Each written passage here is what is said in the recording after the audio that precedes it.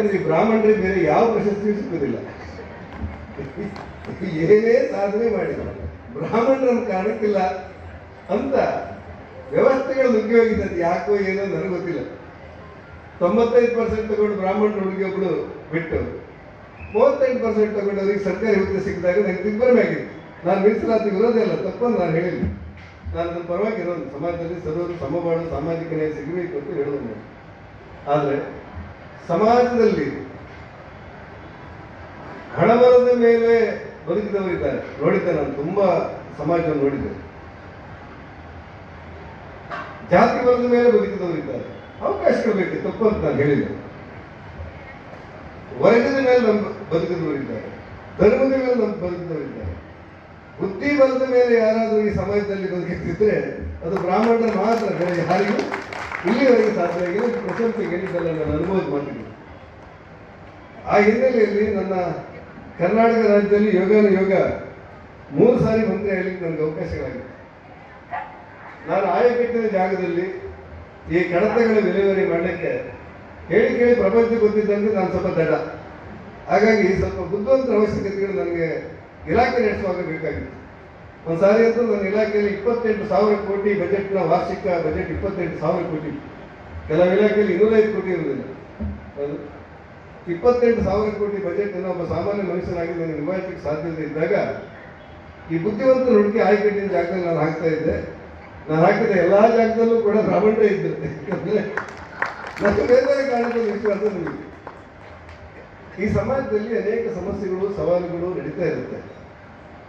ಅದೆಲ್ಲವನ್ನ ವಿರೋಧಿಸುವುದಕ್ಕಿಂತ ಹೆಚ್ಚಾಗಿ ಬಹಳ ಬುದ್ಧಿವಂತಿಕೆಯಿಂದ, ತಾಳ್ಮೆಯಿಂದ, ಸಹನೆಯಿಂದ ಸುತ್ತಲ ಸಮಾಜವನ್ನು ಗೌರವಿಸುತ್ತಾ ಎತ್ತರಕ್ಕೆ ಬೆಳೆದಿರುವಂಥವರು ಬ್ರಾಹ್ಮಣರು ಅನ್ನೋದ್ರ ಬಗ್ಗೆ ನನಗೇನು ಮಾತು ಹೇಳಿತ್ತು. ಆದರೆ ನನಗೆ ಅನಿಸೋದು ಒಂದೊಂದು ಸಾರಿ ಅನ್ಯಾಯ ಆದಾಗಲೂ ಬ್ರಾಹ್ಮಣರು ಸುಮ್ಮನೆ ಇರ್ತಾರಲ್ಲ ಅಂತ ಹೇಳಿ ನನಗೆ ಅನಿಸ್ತಾ ಇತ್ತು. ಅದು ಬುದ್ಧಿವಂತಿಕೆ ಇರ್ಬೋದು, ನನಗೆ ಗೊತ್ತಿಲ್ಲ. ಈ ಶಿಶುಪಾಲನನ್ನ, ಅಲ್ಲಪ್ಪ ನನ್ನ ಹತ್ರ ಚಕ್ರ ಇದೆ, ನಿನ್ನ ಹತ್ರ ಶಕ್ತಿ ಇದೆ, ಮಾಯಾವಿ ನೀನು ಶ್ರೀಕೃಷ್ಣ, ಶಿಶುಪಾಲ ಇಷ್ಟೊಂದು ತಪ್ಪು ಮಾಡುವಾಗಲೂ ನೀನು ಸುಮ್ಮನೆ ಇದೆಯಲ್ಲ ಅಂತೇಳಿ ಯಾರೋ ಕೇಳಿದಂತೆ. ಆಗ ಶ್ರೀಕೃಷ್ಣ ಹೇಳಿದಂತೆ ಅವನು 99 ತಪ್ಪುಗಳನ್ನು ಕ್ಷಮಿಸಬೇಕು ಅಂತ ನಾನು ಯೋಚನೆ ಮಾಡಿದ್ದೇನೆ. ಯಾಕಂದ್ರೆ ಈಗಲೇ ತಂದ್ಬಿಟ್ರೆ ನಮ್ಮ ಪಾಪಿ ಅಂತ ಜಗತ್ತಿಗೆ ಗೊತ್ತಾಗುದಿಲ್ಲ, ಆ ಕಾರಣಕ್ಕೆ ತಾಳ್ಮೆ ಇದ್ದಿದ್ದೇನೆ ಅಂತೇಳಿ. ಈ ಬ್ರಾಹ್ಮಣ ತಾಳ್ಮೆ ಹಾಕಿರ್ಬೋದೇನೋ ನನಗೆ ಗೊತ್ತಿಲ್ಲ, ಯಾಕಂದ್ರೆ ಕೆಲವು ಕಾರಣಗಳು ಇರುತ್ತೆ. ಅಂತೂ ಒಟ್ಟಾರೆ ಈ ಸಮಾಜದಲ್ಲಿ ಅನೇಕ ಸಮಸ್ಯೆಗಳು ಬಂದಾಗ ಸ್ವಾತಂತ್ರ್ಯ ಬರುವ ಮುಂಚೆ ವಿದ್ಯಾವಂತರ ಸಂಖ್ಯೆ 9% ಇತ್ತಂತೆ. 9%. ಸ್ವಾತಂತ್ರ್ಯ ಬಂದು 77-78 ವರ್ಷ ಆದಮೇಲೆ ವಿದ್ಯಾವಂತರ ಸಂಖ್ಯೆ 92% ಆಗಿದೆ. 90%ಗಿಂತ ಮೀರಿ. ಸ್ವಾತಂತ್ರ್ಯ ಬರುವ ಮುಂಚೆ ವಿದ್ಯಾವಂತರ ಸಂಖ್ಯೆ 9% ಇದ್ರೆ, ಸ್ವಾತಂತ್ರ್ಯ ಒಂದು 7.5 ದಶಕ ಮೀರ್ತಾ ಇದ್ದಾಗ ವಿದ್ಯಾವಂತರ ಸಂಖ್ಯೆ 90% ಮೀರಿದೆ. ಒಂದು ಅಂಕಿಅಂಶ ಏನ್ ಹೇಳುತ್ತೆ ಅಂದ್ರೆ, ಸ್ವಾತಂತ್ರ್ಯ ಬರುವ ಮುಂಚೆ 9% ವಿದ್ಯಾವಂತರು ಇದ್ದಾರಲ್ಲ, ಆಗ ಶೇಕಡಾವಾರು ಕ್ರೈಮ್ ರೇಟ್ ಕಡಿಮೆ ಇರ್ತದೆ. ಕ್ರೈಮ್ ರೇಟ್ ಕಡಿಮೆ ಇರ್ತದೆ. ಈ ಅಗಾಧ ಸಂಖ್ಯೆಯಲ್ಲಿ ವಿದ್ಯಾವಂತರು ತುಂಬಿ 90% ವಿದ್ಯಾವಂತರು ಆದ ನಂತರ ಸರಾಸರಿ ಕ್ರೈಮ್ ರೇಟ್ ಸಂಖ್ಯೆ ಆ 9% ವಿದ್ಯಾವಂತರಿಗೂ 90% ವಿದ್ಯಾವಂತರಿಗೂ ತುಲನೆ ಮಾಡಿದರೆ ಅವತ್ತಿನ 9% ವಿದ್ಯಾವಂತರಿಗಿಂತ 90% ವಿದ್ಯಾವಂತರಲ್ಲಿ ಕ್ರೈಮ್ ರೇಟ್ ಜಾಸ್ತಿ ಇರ್ತದೆ. ಅಂದ್ರೆ ನಾವೆಲ್ಲ ವಿದ್ಯಾವಂತರಾಗದೆ ಹೊರತು ನಾಗರಿಕರಾಗಲೇ ಇಲ್ವೇನೋ ಅನ್ನುವಂಥ ಪ್ರಶ್ನೆ ಉತ್ತರ ಕೊಡಬೇಕಾದಂಥ ಜವಾಬ್ದಾರಿ ಇವತ್ತು ಸಮಾಜಕ್ಕಿದೆ. ಆ ಹಿನ್ನೆಲೆಯಲ್ಲಿ ಎಂಥ ಸಮಾಜ ನಿರ್ಮಾಣ ಆಗಬೇಕು ಅಂತ ಕೇಳಿದಾಗ ಆ ಶಿಕ್ಷಣ, ಆ ಸಮಾಜ ಒಳ್ಳೆಯ ಸಮಾಜವನ್ನು ನಿರ್ಮಾಣ ಆಗಬೇಕಾದ್ರೆ ನಾಗರಿಕ ಮನುಷ್ಯನನ್ನು ಸೃಷ್ಟಿ ಮಾಡುವಂಥ ಶಿಕ್ಷಣದ ಅವಶ್ಯಕತೆಗಳಿದೆ ಅಂತೇಳಿ ಒಂದು ಚರ್ಚೆ. ಹಾಗಾಗಿ ಎಂಥ ಶಿಕ್ಷಣ ಕೊಡಬೇಕು, ಏನು ಶಿಕ್ಷಣ ಕೊಡಬೇಕು ಅನ್ನೋದ್ರ ಬಗ್ಗೆ ವ್ಯವಸ್ಥೆ. ಈ MRPL ಅಲ್ಲಿ ಒಬ್ಬರು ವೆಂಕಟೇಶ್ ಅಂತ ಇದೆ. ವೆಂಕಟೇಶ್, ಆ ವೆಂಕಟೇಶ್ವರ ಒಬ್ಬರೇ ಮಗ ಪ್ರಾಂಜಲ ಅಂತ ಇದೆ ಅವ್ರ ಹೆಸರು. ನನಗೆ ಒಂದು ಪರಿಚಯ ನಮ್ಮ ಈ ಶಿವರಾಮ್ ಕಾಂತ್ ದೀಪ ಅಂತ ಬರ್ತಾ ಇದ್ದೆ. ಆ ಹುಡುಗನಿಗೆ ತಾನು ಯೋಧ ಆಗಬೇಕು, ಗಡಿ ಕಾಯಬೇಕು, ದೇಶ ಸೇವೆ ಮಾಡಬೇಕು ಅಂತ ಅವನು ಹುಚ್ಚು ಅಂತ ಕರಿಬೋದಾದಂತ ಹುಚ್ಚು ಆಸಕ್ತಿ. ಅಪ್ಪನ ಅನುಮತಿ ಪಡೆದು ಅವನು ಸೈನಿಕನಾಗ್ತಾನೆ.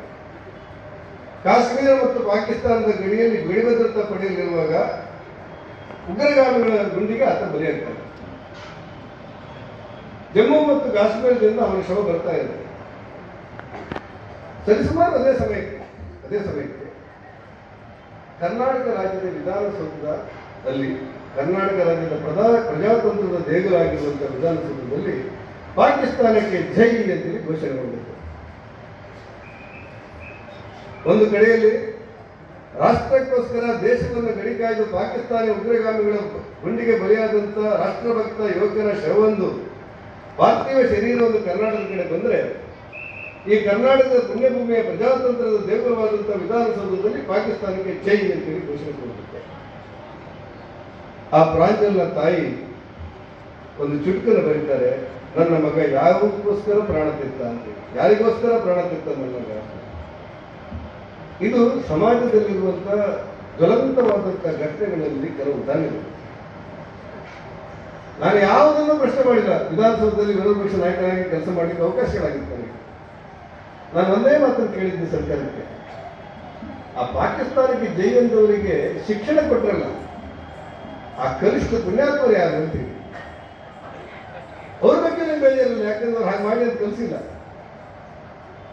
ವ್ಯವಸ್ಥೆಗಳು ಆ ಮಟ್ಟಕ್ಕಿರುವಾಗ ಸಮಾಜದಲ್ಲಿ ಎಂಥ ಶಕ್ತಿ ಉದ್ದೀಪನಗೊಳ್ಳಬೇಕು ಅನ್ನುವಂಥ ಚರ್ಚೆಗಳು ಬಂದಾಗ ಬ್ರಾಹ್ಮಣರು ಸಮಾಜಕ್ಕೆ ದಾರಿದೀಪ ಆಗಬೇಕು ಅನ್ನೋದು ಸಮಾಜದ ಆಶಯ.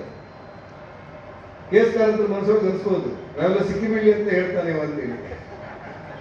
ಹಾಗಿಲ್ಲ.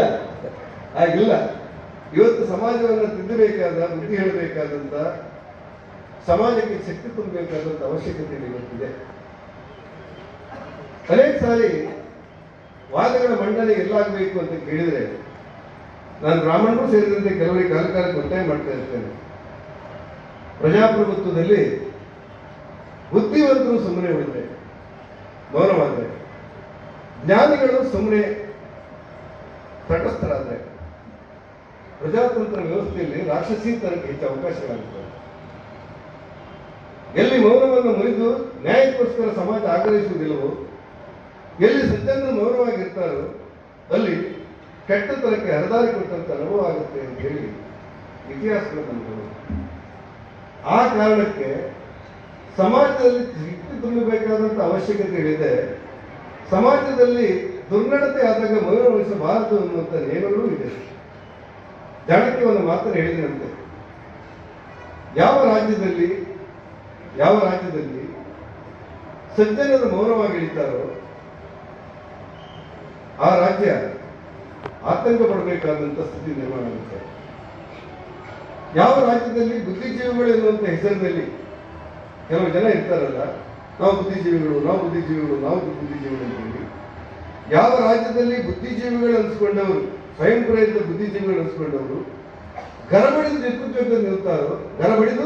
ದಿಕ್ಕು ತೋಚದೆ ನಿಲ್ತಾರೋ ಆ ರಾಜ್ಯದ ರಾಜ ಸರಿಯಾದ ದಿಕ್ಕಿನಲ್ಲಿ ಹೆಜ್ಜೆ ಇಡ್ತಾ ಇದ್ದಾರೆ ಅನ್ನುವುದೇ ಒಂದು ಉದಾಹರಣೆ ಅಂತ.